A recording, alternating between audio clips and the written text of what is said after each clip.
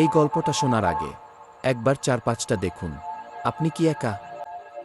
শহরের বাইরে একটা ছোট্ট রেল স্টেশন আছে, যেটা 15 বছর আগে চিরতরে বন্ধ হয়ে গেছে। কোনো ট্রেন থামে না, কোনো যাত্রী নামে না। রাত হলে ওখানে শুধু অন্ধকার থাকে। কিন্তু প্রতি পূর্ণিমা রাতে একটা জিনিস ঘটে। রাত ঠিক 11:45 শেষ ট্রেনটা ওই স্টেশনে থামে।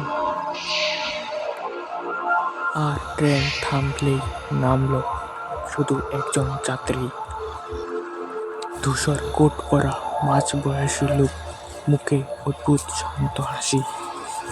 স্টেশন মাস্টার লক্ষ্য করেছিল লোকটার হাঁটার কোনো শব্দ নেই।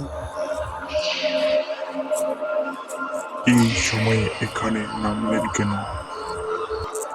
লোকটা ধীরে ধীরে তাকিয়ে বলেছিল, আমার তো এখানেই নামতে হয়।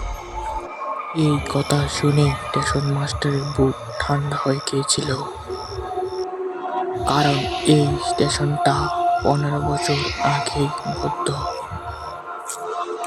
পরদিন কাগজপত্র কেটে একটা সত্য সামনে এলো। 15 বছর আগে এই শেষ ট্রেনে একজন যাত্রী দুর্ঘটনায় মারা গিয়েছিল। তার নাম ছিল নীলাদ্রি মুখোপাধ্যায়। গন্তব্য এই স্টেশন।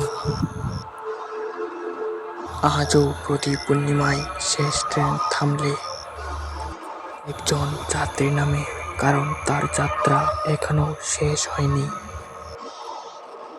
আজ রাতে আপনি যদি ট্রেনের শব্দ শুনতে পান, জানবেন কেউ নামছে।